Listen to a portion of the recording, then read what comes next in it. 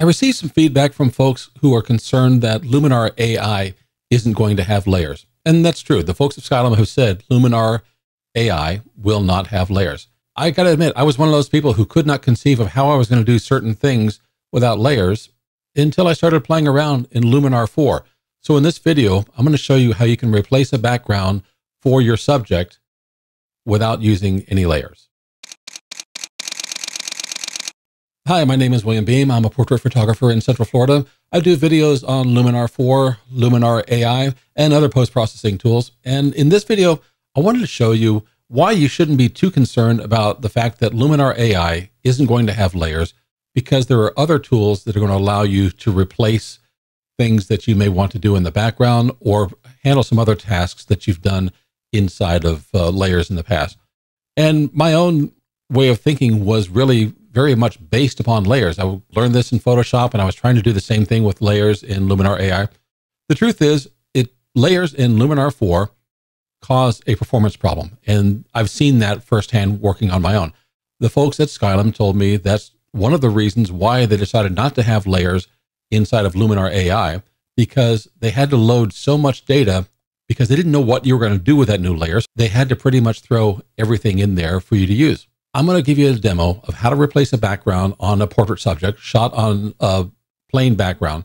And I want you to give this a try if you can. This is using Luminar 4, not Luminar AI, but the same tools are going to be available in Luminar AI. Okay, I've got a subject here. Let's go ahead and take a look at the screen. You can see that she's got a nice full head of hair, but it's also wavy. And the reason I chose this photo is because she's got this kind of wiry hair on the outside. And those are things you want to look at in some cases. If you had somebody with blowing hair and they had strands going out, you want to be able to make sure that you can get those edges right. So here's how we're going to do this. We're actually going to use the sky replacement tool in order to get another background. Let's go ahead and start off with our creative tools. We're going to select AI sky replacement, and I'm going to select a sky just to get us started. We're going to do a few other backgrounds as well, but we'll start with that. And okay, you've got the background replaced. It just sees that plain background as if it were a sky. If you notice over here, it hasn't done a great job of repairing the sky background with her hair.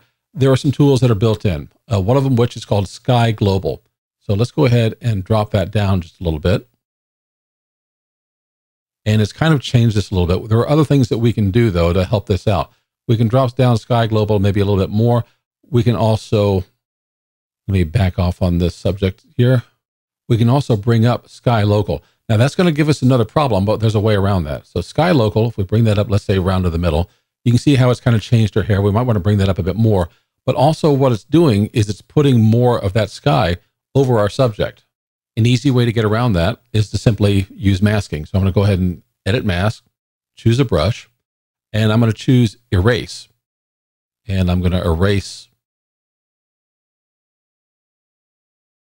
our subject so that the sky that we've kind of brought in using those other tools isn't filling up over her.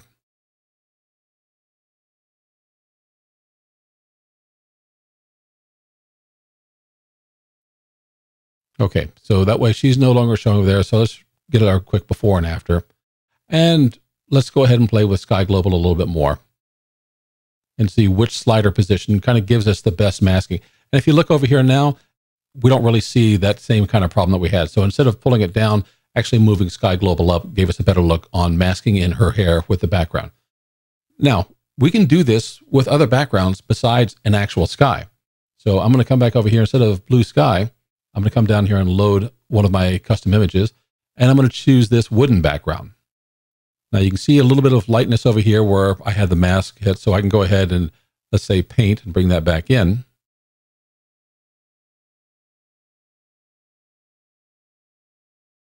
And you're probably going to have to do a little bit more detail work on that, but let's go back to erase and just, I don't want to spend all day doing masking, but it kind of gives you an idea.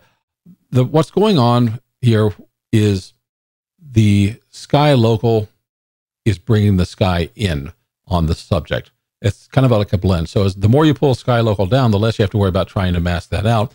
But then you might have issues over here with the hair. So we can go ahead and paint in, because I don't think that wood texture is really going to matter on that hair.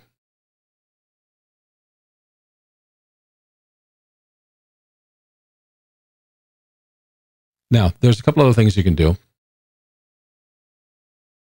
Let's go ahead and reset this photo. And we'll try this again, going with that wooden background, because masking on the sky was not the same thing as masking on the wooden background. Depending on the image that you put behind somebody, you're going to have different problems. So let's go ahead and bring up our sky global. And you can see that it kind of fixed up her hair, I think at an acceptable level too. Now, the next thing you can do is you can also defocus the sky. And let's just say that really all you're doing is saying that your background is out of focus, which is, pretty common to make your subject stand out. And then, so once you've done that, you can see that she really pops off of there. And if you've got a spot like this, you can still go ahead and get your mask, select a brush, and erase if it's showing up on your subject. And you notice I'm not erasing everything because her hair kind of works with that background. So if I don't see a problem, I'm not going to worry about masking it out. Now, when it was on her skin tone and you could see like the wood paneling showing up inside of her skin, that's a clear problem you need to go ahead and take care of. But you don't have to do a whole lot of masking or erasing. The next thing I would do is probably come back over here and add a vignette. And let's just pull that down. And then you can choose what size your vignette is, how much of a vignette you want. And also you've got your roundness and your feather, and you can add a little bit of inner light if you want to. And that was a pretty fast way to go ahead and replace the background for a portrait subject. And as I said, you can use this with skies. You can use this with anything else. Maybe if you have a collection of textures. So depending upon what your background is, you may have to tweak a few things. But overall, that's an easy way to go ahead and replace the background for a portrait subject who's on a clean background using AI sky replacement. And you don't have to have any additional layers. You don't have to use any blend modes. So these are some of the tools that the folks at Skylum have been telling us about.